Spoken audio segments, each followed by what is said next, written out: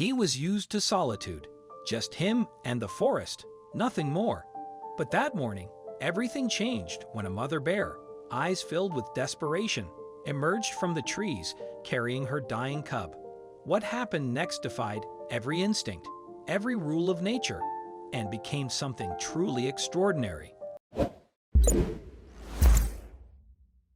It was just past 6 in the morning when Jack opened his front door to let in some fresh air.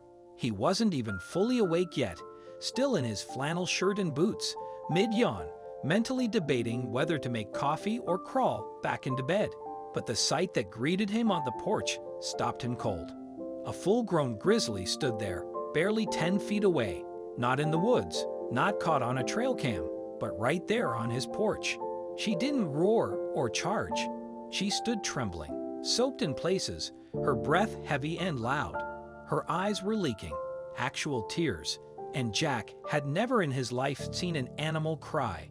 Then he noticed what she held in her mouth, a limp cub, dangling like a stuffed toy, its head lolled to one side, legs motionless.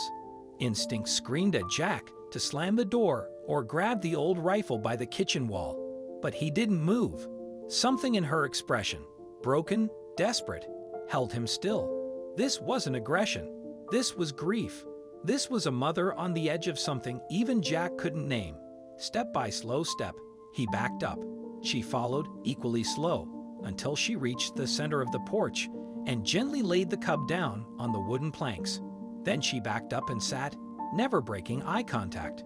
Against everything he knew, Jack knelt and leaned over the cub.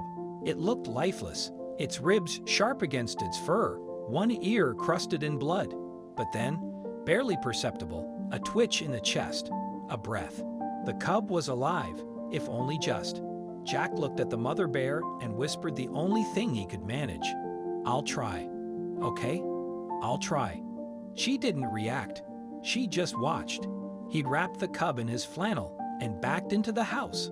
The bear didn't move. Inside, Jack laid the cub on the couch and scrambled for towels, a heating pad, and bottled water, anything he could think of. The little body was ice cold. He turned on a space heater and fashioned a nest of blankets and towels. The cub's breathing was shallow, its limbs stiff. Through the window, the mother remained silent, still, a sentry. Jack reached for his phone and called the only vet he knew, Kyle. "You've been drinking?" Kyle asked after Jack explained. "No, damn it, I'm serious. The mother brought him to me." Kyle paused. Then his tone shifted. "Warm him up. No solid food. Mix honey and warm water, dropper style. I'll call Amber. She used to rehab wildlife." Jack dug out a bottle of raw honey, mixed it, and fed the cub using a turkey baster. Just a flicker of the tongue. That was all. But it was something. For the next hour, he sat beside the cub, whispering, swearing, humming anything to keep himself and the cub focused. The bear outside hadn't budged. By noon, the cub moved its paw, just a little, just enough. Jack laughed, a choked, tearful sound. "You're not dying today," he whispered. "Not on my watch." The cub, swaddled like a newborn, flinched when Jack dabbed peroxide on the wound. Outside, the mother bear didn't flinch.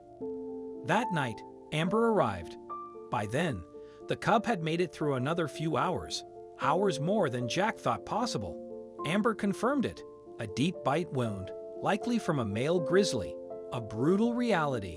Some males kill cubs to bring females back into heat. The mother must have fought him off. Then, in desperation, she brought her baby to the only soul nearby, Jack. Jack stayed beside the cub while Amber worked with her team. The little one jerked once, then fell still. Then, slowly, a breath. The fight wasn't over.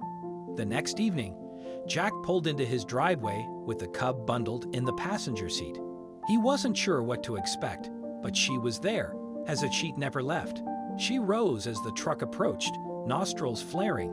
Jack spoke softly. "He's okay. I brought him back." He set the bin down in the middle of the gravel, then backed away. She approached slowly, nose down. She sniffed him, her breath coming in broken, urgent huffs. The cub stirred, then let out the smallest cry. She leaned in closer. But then, something strange. She didn't pick him up. She just sat and watched. 3 days passed. The cub grew stronger. The mother never left. Always there, always watching. She let Jack care for him, even seemed to expect it. And finally, when the time came to choose, she turned and walked back into the trees, leaving her cub behind. And the cub, he stayed. He wasn't a pet. He wasn't wild either. He became something else, something in between. And every night, as the porch light glows and Bear lies curled at Jack's feet, the man stares into the forest and wonders if the mother will ever return, if maybe, just maybe, she already has, by leaving behind a piece of herself that Jack didn't know he needed, not until the day she showed up on his porch, crying.